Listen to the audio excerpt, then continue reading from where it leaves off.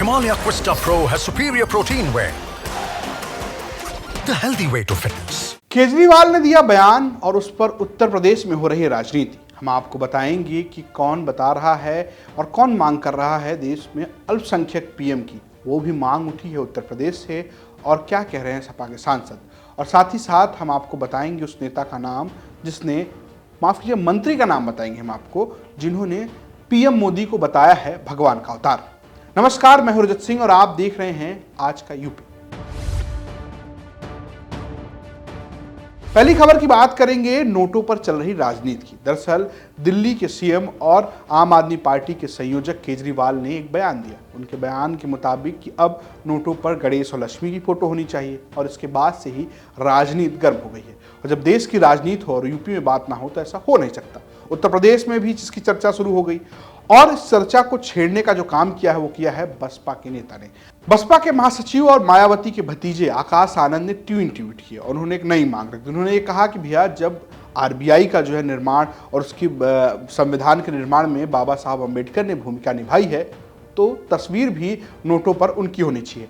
उन्होंने ट्वीट करके क्या लिखा ये भी हम आपको बताते हैं। दरअसल आकाश आनंद ने ट्वीट करके लिखा, हिल्टन यंग कमीशन के समक्ष बाबा साहब डॉक्टर भीमराव अंबेडकर द्वारा निर्धारित और प्रस्तुत दिशा निर्देशों के अनुसार 1 अप्रैल 1935 को भारतीय रिजर्व बैंक यानी आरबीआई अस्तित्व में आया था। इसलिए अगर किसी की तस्वीर होनी है तो वो है बाबा साहब की तस्वीर होनी चाहिए भारतीय करेंसी पर। चाल, चरित्र और चेहरा, केजरीवाल जी का असली रूप अब सामने आ चुका है। दरअसल इनका कोई चेहरा ही नहीं था।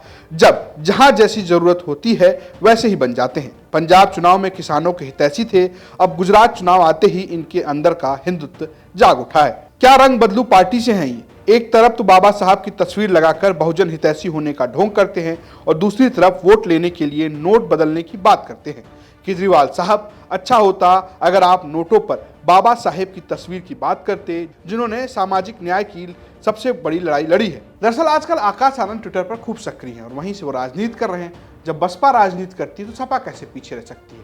इसी मुद्दे पर सपा के सांसद HT हसन ने भी कुछ कहा है। उन्होंने कहा कि भैया अगर नोटों पर आप धार्मिक तस्वीरें लगाएंगे तो उससे धार्मिक भावनाएं भड़क सकती हैं, उससे चीजें आहत हो सकती हैं। सुनिए क्या कह रहे हैं। देखिए, अभी तक किसी भी मुल्क की करेंसी के ऊपर ऐसी तस्वीरें नहीं छपी जिसमें धार्मिक चीज़ें लगी हुई हों, चाहे वो मुस्लिम देश हो चाहे वो क्रिश्चियन देश हो सकता है कि मलेशिया या इंडोनेशिया में कहीं पर गणेश जी की छपी हुई हो।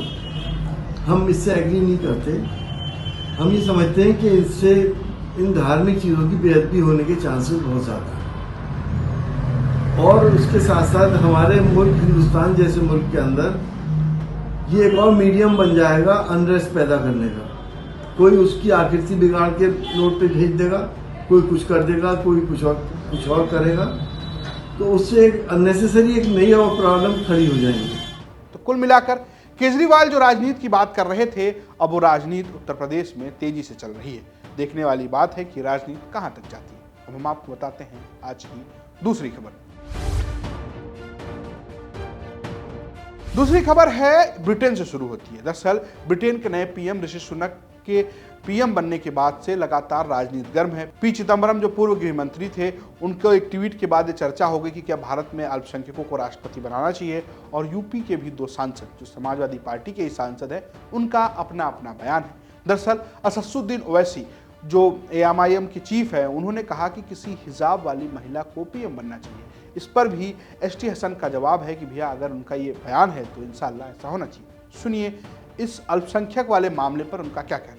कानून में कोई दिक्कत तो है नहीं बनने में, बिल्कुल बनना चाहिए। अगर कोई इस लायक है कि यहाँ का प्रधानमंत्री बन सकता है, जनता उसे चुनती है तो बने।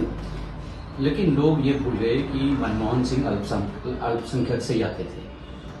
मनमोहन जी थे, ये हमने तो ये मिसाल पहले भी कायम करी है। लेकिन देखिए, आमतौर से अल्पसंख्यक जब लफ्ज आता है ना तो मुसलमान लोगों के दिमाग में कौनता है। ओवैसी जी ने एक बयान दिया है कि एक हिजाब वाली महिला को वो देखना चाहते हैं प्रधानमंत्री। उनका व्यू है, खुदा करे ऐसा हो जाए।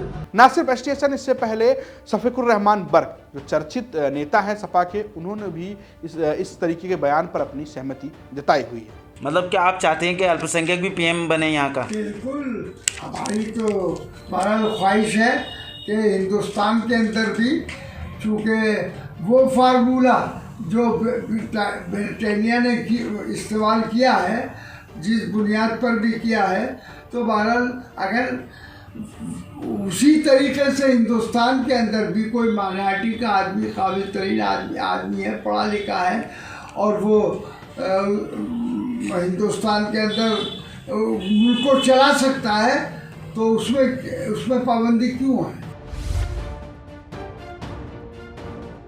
अब आते हैं दिन की तीसरी खबर पे। दरअसल योगी की मंत्री गुलाब देवी ने एक बयान दिया है। उनका यह कहना है कि पीएम मोदी जो है वो भगवान के अवतार हैं। सुनिए क्या कह रही हैं। माननीय मोदी जी एक अवतार के रूप में है जी। ये असाधारण प्रतिभा है जी। इनका मुकाबला कोई नहीं कर सकता जी।